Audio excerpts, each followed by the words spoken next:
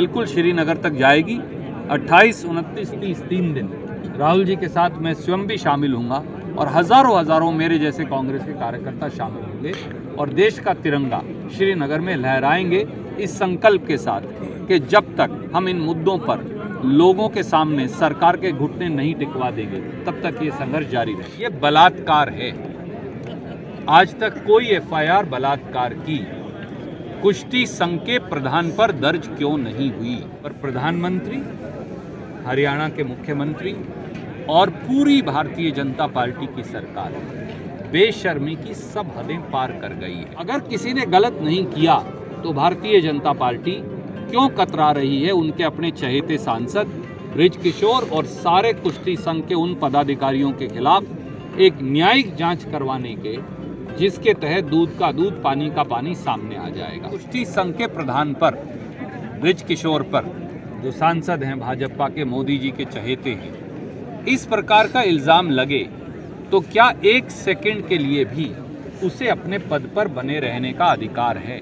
सब पार्टियों का स्वागत है, सब व्यक्तियों का स्वागत है, कांग्रेस के विरोधियों का भी स्वागत है। आइए, मैं खुद यात्रा में चली हूँ राहुल जी के साथ।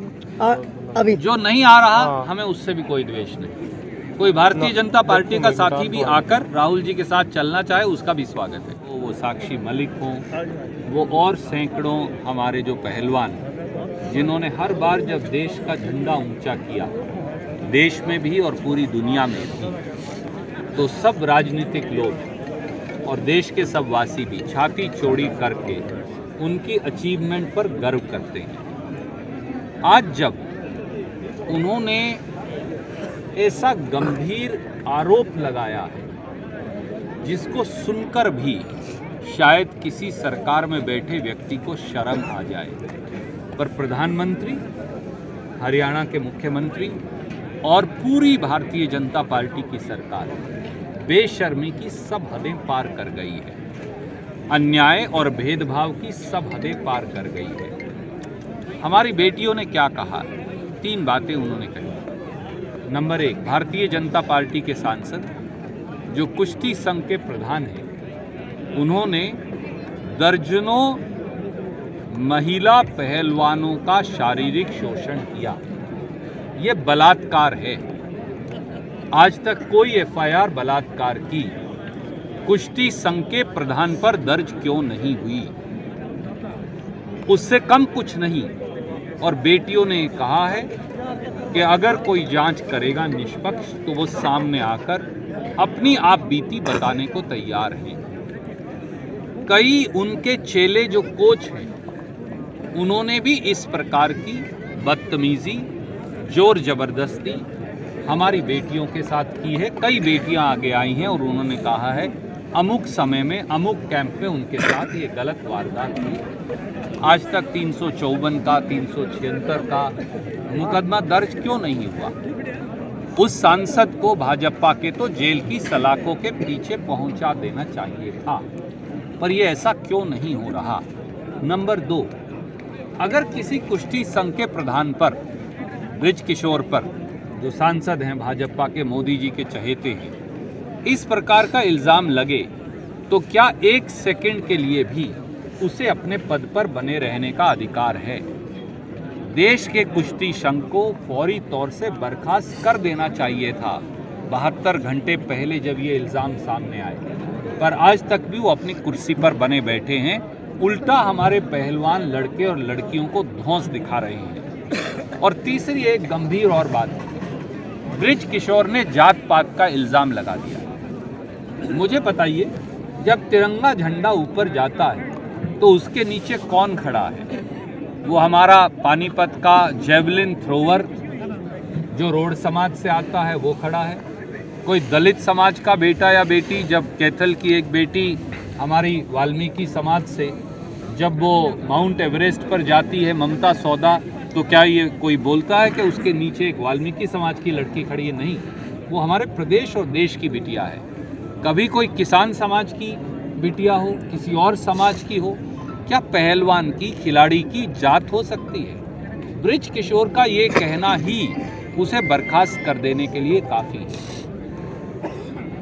दुर्भाग्य से एक नौजवान व्यक्ति जो अपने आप को कहते हैं अनुराग ठाकुर, वो देश के खेल मंत्री भी हैं, उन्होंने भी कोई कार्रवाई नहीं की। ये साफ है कि भाजपाई दबाव के चलते, मोदी जी के दबाव के चलते, बलात्कार के संगीन इल्ज़ामों पर, छेड़छाड़ के संगीन इल्ज़ामों पर, जोर जबरदस्ती के संगीन इल्ज़ामों पर, धींगा मस्ती के संगीन इल्ज़ामों पर कोई कार्रवाई ना कुश्ती संघ के अध्यक्ष सांसद बृज किशोर पर हो रही, ना किसी और व्यक्ति पर हो रही जिन पर इल्ज़ामात हैं। हमारी ये मांग है, नंबर 1, बृज किशोर पर और उन सब लोग जिन पर इल्ज़ामात हमारी बेटियों ने लगाए हैं, ये देश का नाम ऊंचा करने वाली लड़कियां हैं, ये गलत बात नहीं कहेंगी और जांच हो जाएगी। इन सब के खिलाफ बलात्कार का मुकदमा दर्ज होना चाहिए। दूसरा, कुश्ती संघ को बर्खास्त किया जाना चाहिए।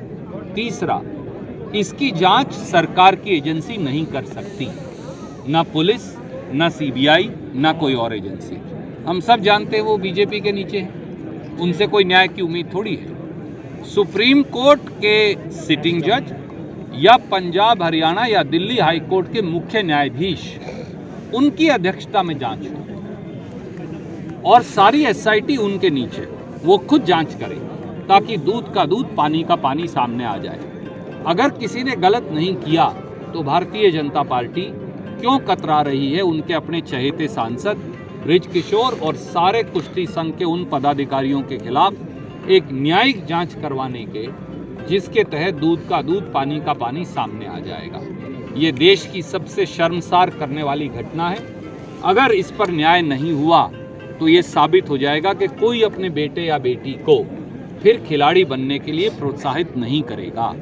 कौन अपनी बिटिया को भेजेगा, कौन अपनी बीवी को भेजेगा, कौन अपने परिवार की एक महिला को भेजेगा अगर हमारी बेटियों के साथ ये अनाचार हो रहा है। अनाचार जात के आधार पर नहीं हो सकता, अनाचार अनाचार है, ना उसमें करने वाले की जात है, ना होने वाले विक्टिम की जाति हो सकती। इसलिए इस पर कठोर कार्रवाई हो और तुरंत और त्वरित कार्रवाई हो, नहीं तो ये पता चल जाएगा, साफ हो जाएगा कि प्रधानमंत्री स्वयं दोषियों को बचा रहे हैं। लग रहा है कन्याकुमारी से कश्मीर चल रही 3570 किलोमीटर की भारत जोड़ो यात्रा कांग्रेस की यात्रा नहीं है। ये केवल राहुल गांधी जी की यात्रा भी नहीं है। ये यात्रा कुछ मुद्दों को लेकर है। देश के सामने बेरोजगारी मुंह भाए खड़ी है। देश में बेरोजगारी 45 साल में सबसे ज़्यादा है और कल ही हमने देखा कि 36,000 नौकरियां माइक्रोसॉफ्ट ने निकाल दी। अगर पहले से जो मिली हुई नौकरियां वो जा रही हैं, नई नौकरियां आ नहीं रही, तो देश में नौजवान हाहाकार कर रहा है। महंगाई ने हर घर का बजट तोड़ दिया है। 400 का गैस सिलेंडर 1100 का, खाने का तेल 175 का, दाल 100 से 150 रुपये की, दूध, दही, मक्खन, पनीर खरीदना मुश्किल हो गया है। देश की सारी संपत्ति मुट्ठी भर लोगों के हाथ में। परसों ही एक सर्वे आया, उसने साफ तौर से बताया कि देश की 60% संपत्ति जो है वो 20 लोगों के पास है और देश के 70 करोड़ लोगों के पास कुछ भी नहीं। तो अगर देश के लोग भूखे मरेंगे तो अफरा तफरी फैलेगी समाज में। हमारे दलित भाई हैं, बैकवर्ड हैं, आदिवासी हैं, गरीब हैं, चाहे उनकी जाति कोई भी हो, वो कहाँ जाएंगे। और देश में भ्रष्टाचार चरम सीमा पर है। राहुल गांधी जी एक अलग जगाने निकले हैं और इस लड़ाई में वो लोग भी शामिल हैं जो 10 साल जब कांग्रेस की सरकार थी तो हमारी आलोचना किया करते थे। हमने उन्हें भी कहा कि आप भी आइए, अगर हम गलत थे तो हम भुगत चुके, हम दुरुस्त करेंगे, परंतु आइए एक नए जन आंदोलन में जुड़िए। और ये यात्रा अब एक जन आंदोलन है। ये बिल्कुल श्रीनगर तक जाएगी। 28, 29, 30 3 दिन राहुल जी के साथ मैं स्वयं भी शामिल होऊंगा और हज़ारों मेरे जैसे कांग्रेस के कार्यकर्ता शामिल होंगे और देश का तिरंगा श्रीनगर में लहराएंगे इस संकल्प के साथ कि जब तक हम इन मुद्दों पर लोगों के सामने सरकार के घुटने नहीं टिकवा देंगे तब तक ये संघर्ष जारी रहेगा। हमारा केवल ये कहना है, क्या हवा के वेग को कोई रोक पाया है? क्या पानी को कोई रोक पाया है? क्या निष्पक्ष सोच को कोई रोक पाया है? ये इस देश की लड़ाई है और देश का जन आंदोलन है। हम हर हालत में ये यात्रा पूरी करेंगे, क्योंकि यात्रा पूरी करना एक चिन्ह है, एक स्रोत है, एक निशानी है कि इस देश में बेरोजगारी, महंगाई, concentration of wealth and concentration of power, इन सब के खिलाफ लड़ाई का ये एक बिगुल है जो जारी रहेगा। श्री राहुल गांधी, मैं उनके साथ था जब उनसे आप जैसे एक मित्र ने ये सवाल पूछा, तो उनका केवल एक बात कहना था। उनको जब वो यात्रा में चले तो 3 बेटियां मिली जो मध्य प्रदेश के आसपास किसी गांव में सर्दी से कंपकपा रही थी। उस दिन उन्होंने निर्णय लिया था कि जब तक वैसी ही ठंड मेरी हड्डी से नहीं निकलेगी तब तक मैं इसको सहूंगा, महसूस करूंगा, ताकि देश के आधी आबादी या आधी से भी ज़्यादा आबादी, गरीब, दलित, पिछड़े, आदिवासी, सामान्य वर्गों के गरीब, वो किस प्रकार की ज़िंदगी व्यतीत करने को मजबूर हैं, मैं उस तकलीफ को सहन करूंगा। और उन्होंने उसे कन्याकुमारी से कश्मीर तक निभाकर दिखाया है। ये संकल्प कुछ व्यक्तिगत नहीं था, ये संकल्प कोई सर्दी से लड़ाई का नहीं था, ये संकल्प हर उस व्यक्ति की जिसके पास ओढ़ने को, खाने को, बिछाने को साधन नहीं है, उसकी पीड़ा को महसूस करने का था, ताकि उनका निदान निकाला जा सके। ये कहना है, सब पार्टियों का स्वागत है, सब व्यक्तियों का स्वागत है, कांग्रेस के विरोधियों का भी स्वागत है। आइए, मैं खुद यात्रा में चली हूँ राहुल जी के साथ। अभी जो नहीं आ रहा, हमें उससे भी कोई द्वेष नहीं। कोई भारतीय जनता पार्टी का साथी भी आकर राहुल जी के साथ चलना चाहे, उसका भी स्वागत है। अगर उसे लगता है कि इस देश में महंगाई मुद्दा है, जिसे लगता है इस देश में बेरोजगारी मुद्दा है, जिसे लगता है कि इस देश के 20 लोगों के पास इस देश की 70% संपत्ति नहीं होनी चाहिए, वो सब आएं और हमसे जुड़े। हमारा ये उनसे खुले मन से आह्वान है। ये सवाल राजनीति का नहीं, ये सवाल देश जोड़ने का।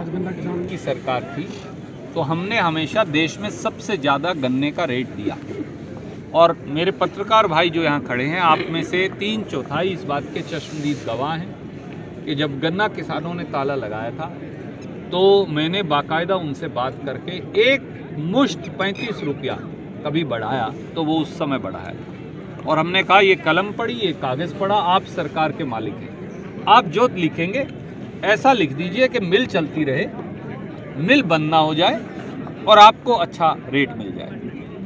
मिल हम इसलिए नहीं चलाते कि हमें उसमें से मुनाफा कमाना है, मिल इसलिए चलाते हैं कि मजदूर जो है, किसान जो है, उसको अच्छा रेट मिले। परंतु खट्टर साहब ने और दुष्यंत चौटाला ने हठधर्मिता पाली हुई है, और वो गन्ना किसान को ना बकाये का पैसा पूरा दे रहे और ना उसको रेट सही दे रहे। आप मुझे बताइए, अगर पड़ोस के पंजाब में ज़्यादा रेट मिल सकता है तो हरियाणा में क्यों नहीं मिल सकता? बड़ा एक सीधा सवाल है। बॉर्डर से बॉर्डर पे अंतर क्यों है रेट? पंजाब के बराबर रेट कर दीजिए खट्टर साहब, तो किसान सेटिस्फाई हो जाएगा। और अगर वो उससे भी ज़्यादा मांगे और आपको लगे मिल नहीं चल पाएंगी, तो आप किसान को बुलाइए, जैसे मैं हमेशा करता था, बात करिए, समझाइए। किसान बहुत समझदार है, किसान को बुद्धिहीन मत समझिए। किसान को बुद्धि है, मजदूर को बुद्धि है। जो गन्ने छीलता है, काश खट्टर साहब ने कभी ये काम करके देखा तो सबसे मुश्किल काम यही है। और गन्ने के खेत में तो भाई निरे सांप मिलते हैं जाडे में, और वैसे भी तो इसलिए गन्ना कोई शौक में नहीं लगाता। किसान और मजदूर गन्ना जब लगाता है तो इसलिए कि वहाँ से 2 पैसे की आय की उम्मीद है। पंजाब के बराबर रेट करने में दिक्कत क्या है? 3800 रुपये, माफ़ कीजिए, वो जो हमारा रेट है, इन्होंने शायद 3050 तो गवर्नमेंट ने FRP दी है, सही है ना जी बात? भारत सरकार ने 362 हमारे यहाँ है और 380 पंजाब के अंदर है। आप पंजाब के बराबर कर दीजिए बस। मुझे ये विश्वास है कि अगर 380 रुपया रेट हो जाए गन्ने का तो मिल भी अच्छे से चल पाएंगे और किसान की भी तसल्ली हो जाएगी। ना किसी को ताला लगाना, ना किसी को एजिटेशन करना। हम भी तारीफ करेंगे खट्टर साहब की कि उन्होंने अच्छा निर्णय किया। मैं सबसे पहला व्यक्ति करके दिखाई।